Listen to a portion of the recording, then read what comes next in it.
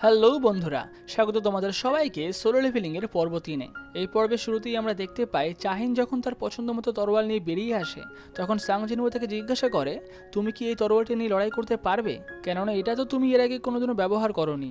তার এই কথা শুনে চাহিন বলে, এটা কোনো ব্যাপারই না যে আমি কী ধরনের অস্ত্র ব্যবহার করছি, আমি কিভাবে অ্যাটাক করব সেটা কোনো ম্যাজিক বিস্ট বুঝতেই পারবে না। তার এই কথা শুনে সাং জিনবো ভাবে, এই মেয়েটার দম আছে, একে আমার কোনো সাধারণ বিস্টদের সঙ্গে লড়াই করতে দিলে হবে না, তাহলে ও হয়তো আমার শ্যাডো বিস্টকে মেরেই ফেলবে।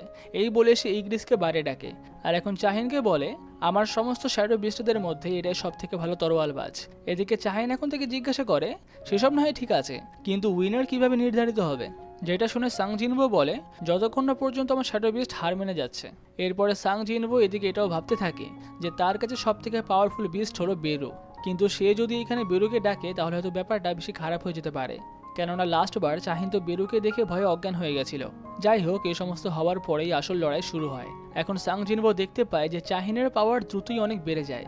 সে ভাবে যে ইগ্রিসের সঙ্গে লড়াই করাটা হয়তো তার পক্ষে অতটা মুশকিল হবে না। এই কারণে সে ডিমন কিং এর তরোয়ালটা বের করে আর সেটা ইগ্রিসকে দেয়।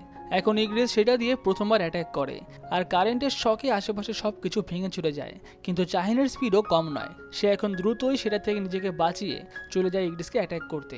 তার এই রকমের মুভমেন্ট দেখে সাং জিনবো খুবই অবাক হয়। সে ভাবে এটা যদি কোনো নর্মাল হান্টার হতো তাহলে এতক্ষণে মরেই যেত।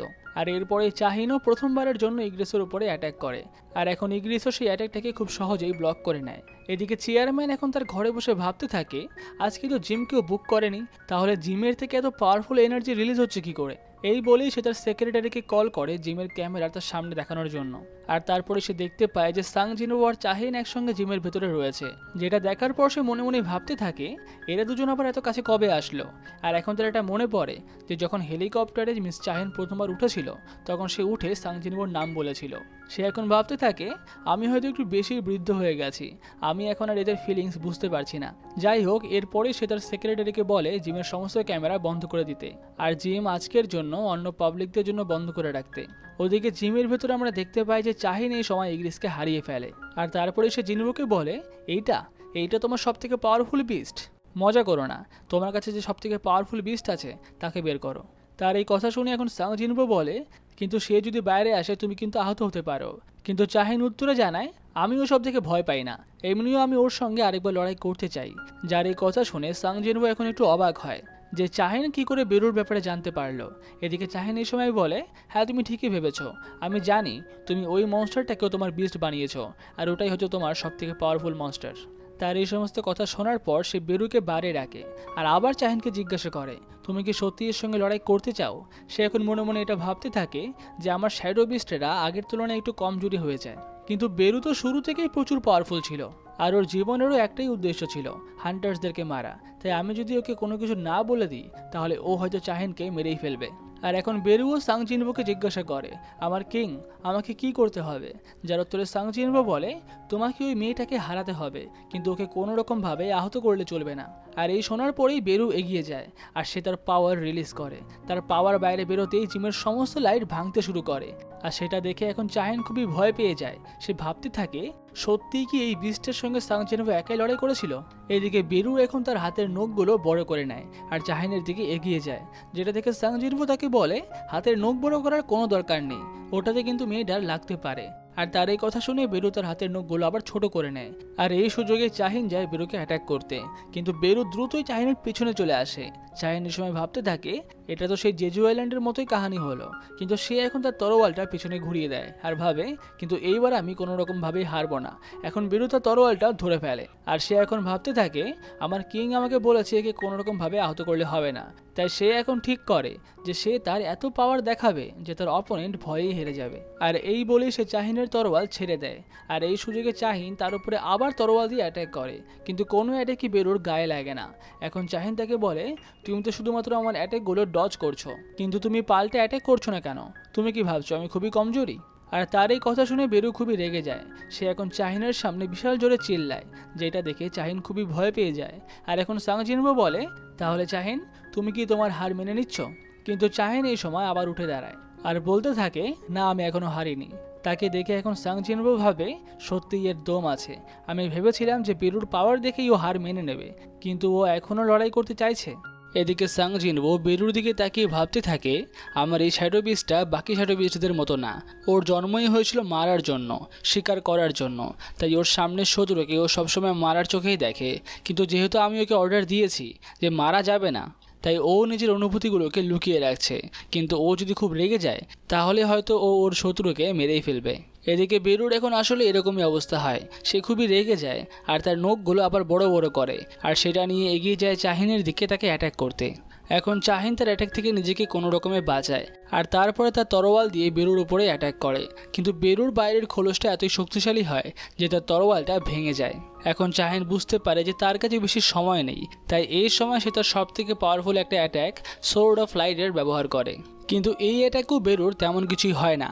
আর এরপরে বেরুর মনে পড়ে তার রানী তাকে বলেছিল তার একটাই কাজ, তার শত্রুকে মারা, আর এইখানে এই মেয়েটা হলো তার শত্রু, তাই তাকে এখন মারতেই হবে।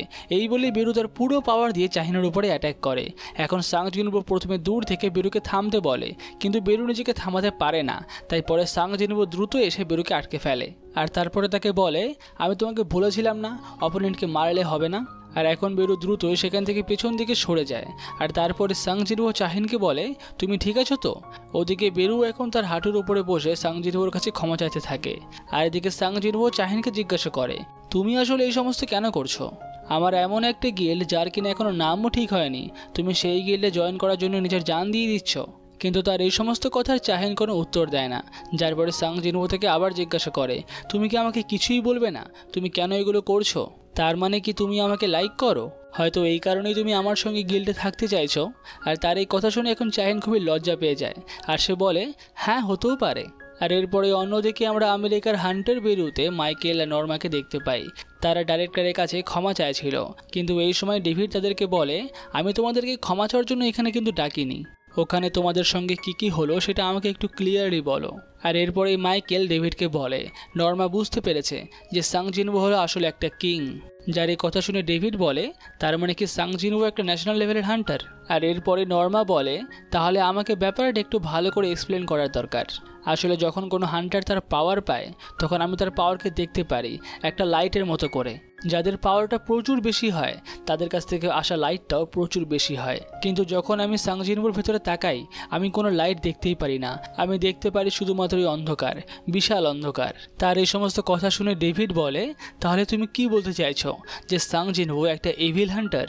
আর এখন নর্মা উত্তরে জানায়, দেখুন সাং জিনবো ভালো নাকি খারাপ এটা তো আমি বলতে পারবো না, কিন্তু সাং জিনবোর পাওয়ার যে বাকি হান্টারদের মতো না এটা আমি শিওর। ওর পাওয়ারটা একটু অন্য রকমের, আর আমার মনে হয় যে বাকি হান্টারদের মতো ওর পাওয়ারের কোনো লিমিটও নেই।